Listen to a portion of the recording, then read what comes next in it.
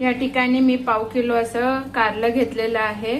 ते रिंकल शेप मध्ये कापून घेतलेले आहेत, बघू शकता गोल असं कापून घेतलं आहे। ह्याच्या सगळ्या बिया काढलेल्या आहेत आणि आता ह्याच्यामध्ये आपण मीठ टाकून ह्याला मुरत घालून ठेवू, जेणेकरून जे कडूपणा असतो कारल्याचा तो कमी होऊन जाईल।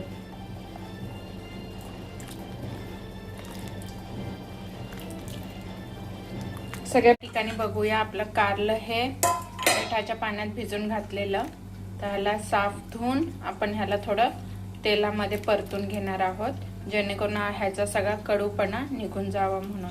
ह्याला साफ धुवून मी हे तेलामध्ये हे थोडे क्रिस्पी करून घेत आहेत, तळून घेत आहेत, म्हणजे आपल्याला भाजी करताना ह्याचा जो कडूपणा आहे तो लागणार नाही।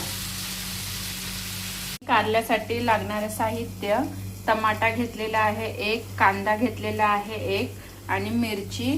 त्याचबरोबर माझ्याकडे खोबरं होतं म्हणून मी खोबरं किसून घेतलेलं आहे। थोडासा गूळ घेतलाय कारण जे कडूपणा आहे ते लागू नये त्याच्यासाठी थोडंसं गूळ आणि चिंच म्हणजे गूळ चिंच मी का घेतलं, थोडं आंबट गोड चव यावी, म्हणजे कडूपणा लागणार नाही आणि घरातले लोक पण आवडीने खातील। प्रकारे हे मस्त ब्राऊन झालेले आहे, कलर पण चेंज झालेला आहे आपल्या कारल्याचा। आता आपण ह्याला काढून घेऊया।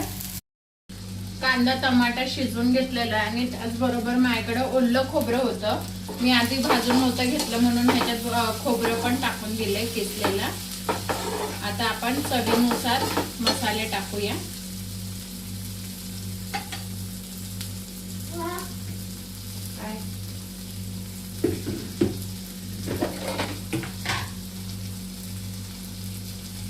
मीठ। ठिकाणी आपला मसाला असा शिजलेला आहे। काय झालं बाळा, बघू शकता। आता आपलं हे कारलं थोड्या वेळ खाली राहिलं सोनं।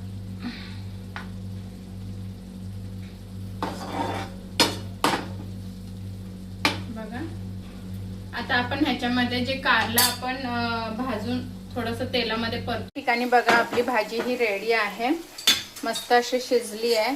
कारलं पण आपण आधी शिजवून मधले तळून घेतलेलं म्हणते चांगल्या प्रकारे शिजलं आहे अजूनच।